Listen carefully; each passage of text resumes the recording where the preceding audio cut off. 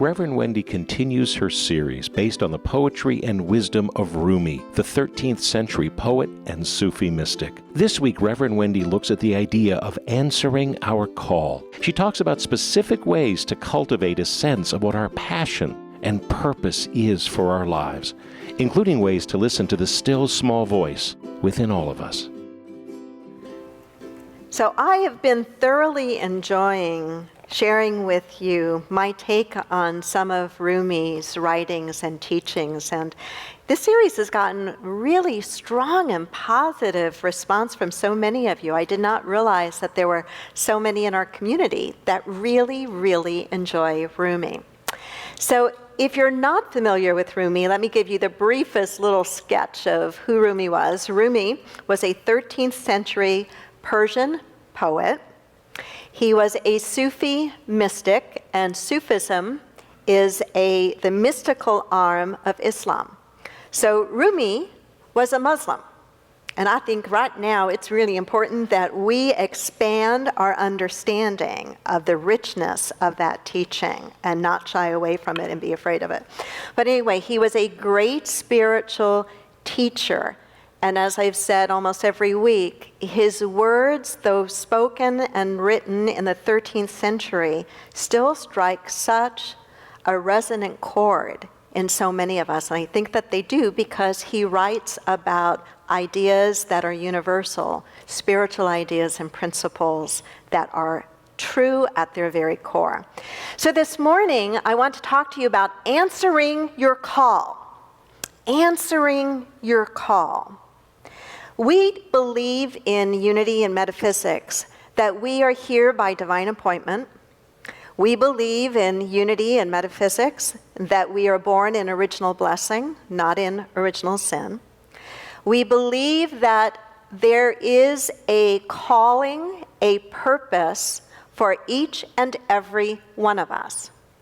And what I know is that when an individual knows what their purpose is, what their calling is, and has chosen to align their life around that calling, around that purpose, their life works so much better. There is happiness, there is joy, there is satisfaction, there is growth, there is blessing. And to the degree that an individual either ignores their calling or never spends the time to explore and identify what it is, to that degree there will feel like there is a disconnect or there is something really significant missing in that individual's life. And in fact, there is something really significant missing.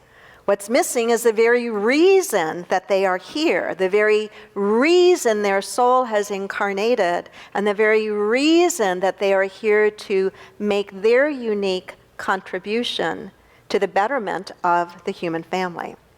So there are 4 focus points that I want to share with you this morning. And within each of those focus points, I will pull some writings, quotes from Rumi, and then I'll do some commentary on them.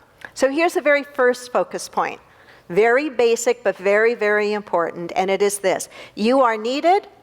There is a place for you. You are needed.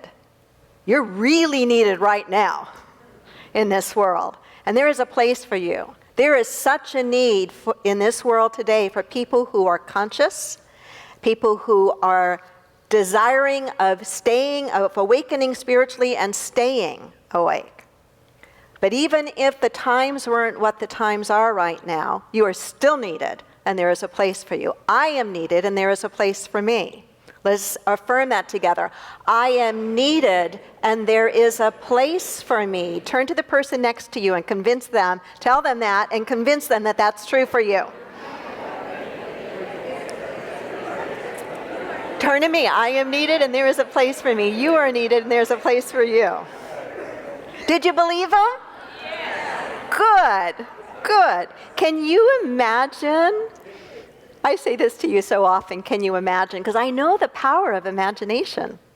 I know the power of imagination. Can you imagine if every young person grew up being told that over and over and not just with words, but with actions that followed, you are needed, and there is a place for you. And you don't need to be a round peg in a square hole. We need you to be whatever you are, and be the best of whatever you are. And there is a place for you, and you are needed. We would, out of that mindset, we would create a fundamentally different world. We would be bringing heaven on earth right here and now, the only place it really ever can be anyway, right here and now, because we would be supporting the development of the soul and supporting the development of individuals in a way that we've never done before. You are needed. There is a place for you. Rumi writes, everyone has been made for some particular work, and the desire for that work has been put in every heart. Everyone has been made for some particular work, and the desire for that work has been put in every heart. And I don't think he's talking about work from the standpoint of pure labor and effort.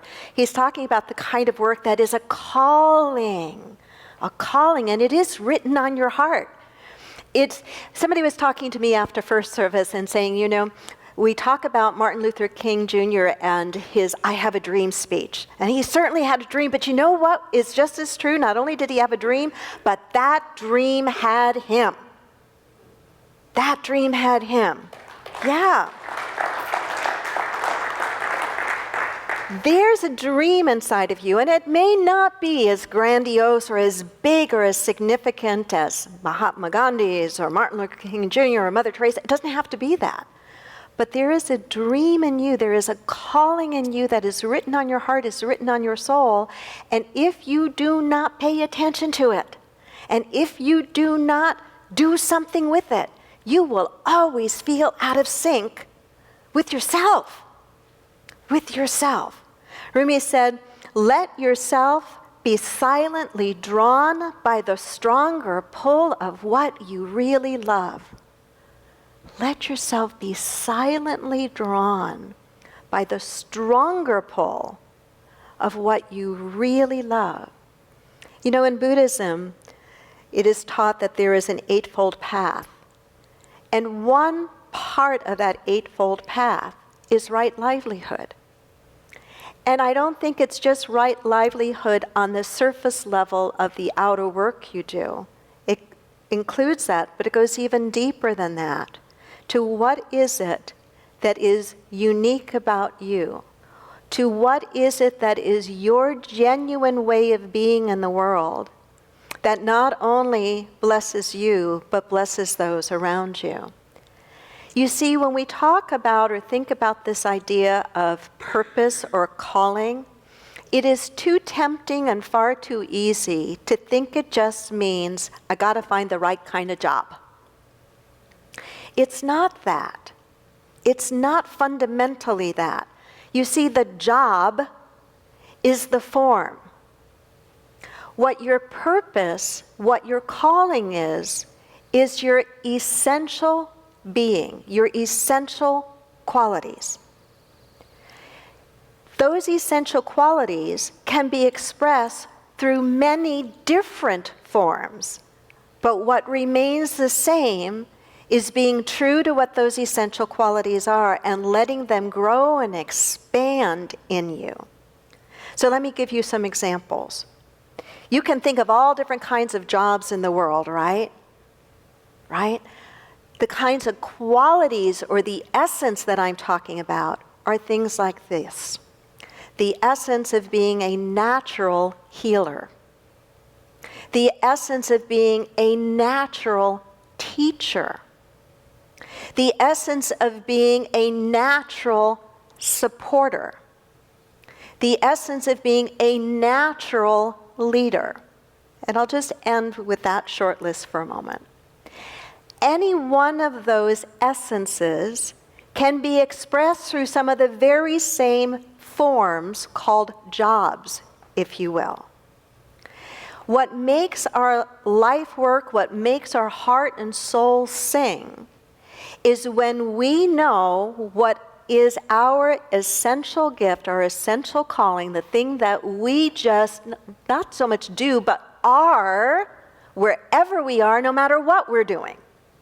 So for example, if your natural essence is that of teacher, you may never have a formal job teaching. But by golly, it seems that no matter where you are, you're always teaching. You may not be in any formal leadership position in the work that you do in the world. But no matter what you do, you always step into a conversation or a project or an activity with the heart of a leader, because that is who you are. Is this making sense? Even if the form is wrong, even if you find yourself in the outer work that doesn't seem to match up perfectly with the essence of what you are, take a step in the right direction by asking yourself, how can I still bring more of what I am naturally into that place? That is what I mean by saying align yourself, align your life around that. So identify, what are you naturally? What is your natural calling? There's probably a primary one and maybe a secondary one. I know mine are teacher and leader. No matter what I do, that's who always shows up. And I'm finally making peace with it. Finally making peace with it. But no matter where I go, no matter what I do, that's who shows up. And the little girl in the sandbox used to get scolded because little girls weren't supposed to be leaders. Not when I grew up anyway. That's a whole other story. So you are needed. You are needed. There is a place for you. Rumi says, let yourself be silently drawn by the stronger pull of what you really love. Let that dream have you. Second focus point, learn to be quiet and still often. Just take that in for a moment. Learn to be quiet and still often. Can you feel what begins to happen just through the power of language, just through my invitation to you to be still? Nod your head if you can feel even a subtle difference in the room. Right. There is a difference in the room. Learn to be quiet and still often. Rumi says, the quieter you become, the more you are able to hear. The quieter you become, the more you are able to hear. We live in a really noisy world. And right now it's a noisy and angry world in many places, which begs us to really protect our practice of being quiet and still often, so that we can turn away from that noise and angry chatter, not to ignore it, not to deny the problems it's pointing to, but to make sure that we are paying attention to the right thing, that we are cultivating the quality of the inner life, the quietness of the inner life, for the purpose of being able to connect with that divine wisdom that is inherent in every single one of us. It's inherent in every single one of us because we are made in the image and after the likeness of this presence, this power, this field that we call God, that we call spirit. The quieter you become, the more you are able to hear the wisdom of the soul, the wisdom of your higher self. Rumi also says, there is a voice that doesn't use words. Listen, I love that. There is a voice. That's a danger for somebody who primarily makes her livelihood by talking. But he says, there is a voice that doesn't use words. Listen. How does that voice communicate? It communicates to us. We hear it, we listen, we receive it because we feel something inside when it speaks to us without words. We feel a recognition. We know it. It's like when we pick up the phone and we hear a voice of somebody that we've known for years but haven't heard from in a long time. Somehow we what? We recognize, oh, that's so-and-so, right? There's a voice that doesn't use words. Listen. and we will recognize the wisdom of that voice. We will recognize the guidance of that voice. The quieter you become, the more you are able to hear. Too often, we live just through the use of our analytical, rational mind. The more important the decisions you have before you in your life, the more critical it is to learn how to be quiet and still and listen within. A couple of weeks ago, I received a call from Jim Blake, who is the CEO of Unity World Headquarters, our national movement, asking me if I would consider putting my hat in the ring to serve on the national board for Unity. It would be a very high position, a very high honor. And I've been asked before, and I've said no before. And for some reason this time, despite very full plate and so forth, there was a part of me that said, at least be open and consider. So I said, all right, I'll consider it, and we set up some time, and I talked to Jim. I had a lot of questions. I did a lot of listening to his answers to my questions. And then I said, you know what, Jim, let me be quiet about this. Let me sit with this for a bit, and let me pray about this. And I did. And I got as quiet as I possibly could to turn off that thinking mind that wants to go to, well, if I say yes, it looks like this. And if I say no, it looks like that. And well, should I do this or should I? Do you know that part of the thinking mind, right? I don't know how it is for you, but I know for me, boy, sometimes, especially if it's a decision I have to make, that part is in overdrive and overtime. And I knew that this answer needed to come from a different place. And when I was able to finally turn that chatter off and just be completely still and listen and be with whatever came up, I got an absolutely crystal clear answer. And the answer was no, not now.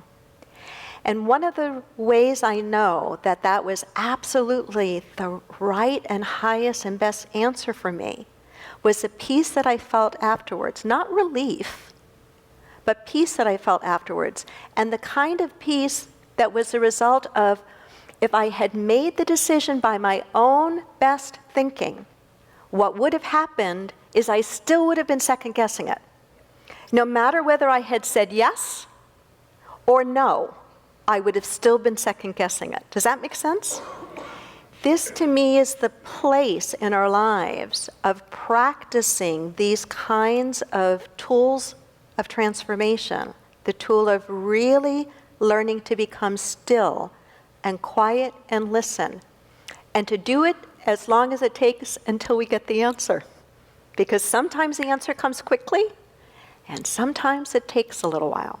The third focus point, know where to look. Know where to look. We're talking about answering your call. Know where to look. When I hear myself saying those words, I can't help but think of that country and western song that was popular quite some time ago about looking for love in all the wrong places. But you know what?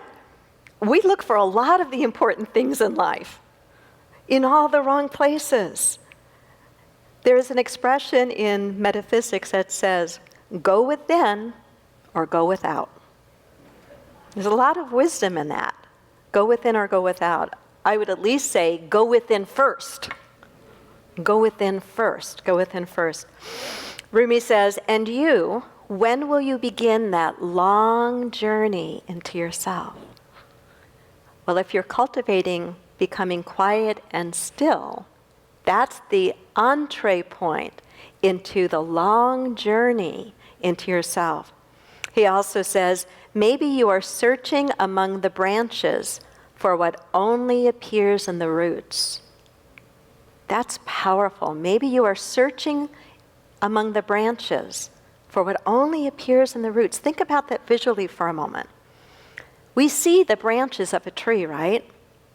If it's a healthy tree, we don't see the roots. They are beneath what we can see. He's saying, look inside. Cultivate inside. Your answers are there. Your own best guidance system is there. Right inside. Maybe you are searching among the branches for what only appears in the roots. It's not out here. Jesus said something very similar. He said, "Why do you look for the kingdom of heaven out there? It is not out there. Lo, the kingdom of heaven is where? Within you. Within you." It's so much easier, though, to try to look out here, right? Than to get quiet, get still, and look within. The fourth focus point and the last focus point. Move forward where you feel energy and an opening. Move forward where you feel energy and an opening. We're talking about answering your call. Move forward where you feel energy and an opening. When something is right, it has a certain feeling. When something is right, there's a certain movement of energy, a certain openness, a certain pull, if you will. Rumi says, there is a candle in your heart ready to be kindled. There is a void in your soul ready to be filled. You feel it, don't you? You feel it. He says, respond to every call that excites your spirit. When you do, when you respond to the calls that excite your spirit, when you respond to the guidance that you receive, what will happen is you will experience an opening. Something will open that invites you to move, even if it's just a step or an inch forward toward that direction. One of the biggest things and changes, one of the biggest things I learned, and it took me a while to learn it, and one of the most important things I learned was how guidance shows up in my life. And it absolutely does show up as a still small voice, a knowingness, a recognition. But then it also shows up in terms of a movement of energy, in terms of something opens that previously had seemed to be shut or closed. And the biggest shift for me was when I stopped insisting, well, okay, God, if this is guidance, okay, Spirit, if this is guidance, I want to see the whole plan. Just tell me the whole thing, please. And then I'll have the courage to take that step forward. And what do you think would happen? Didn't get it. Just didn't get it. But that was a perfect excuse to just sit back and say, well, then I don't have to do any of it. The ego does very funny things. Very funny things. But instead, when I finally got, well, you know what? It's not working by demanding of God, give me the whole journey. Maybe what I need to do is take the step that is before me, where there is an opening, where there is a movement of positive energy, a feeling of joy. And maybe, just maybe, if I take that step, the next one or two will be revealed to me as well. And you know what? That's very much the way that it works. So in closing, Rumi says, there is an inner wakefulness that directs the dream, and that will eventually startle us back to the truth of who we are. I want to invite you to be back to the truth of who you are, because who you are is something precious and beautiful, unique and special, and we need you to be the most awake, most authentic, most beautiful you that you can possibly be. You're needed. There's a place for you. Answer your call. Don't let it go to voicemail. Thanks for listening. Sunday services at 9 and 11 a.m. Inclusivity. It's worth the drive. Subscribe to our podcasts and download our free app for instant access to a wealth of spiritual teachings, services, and events.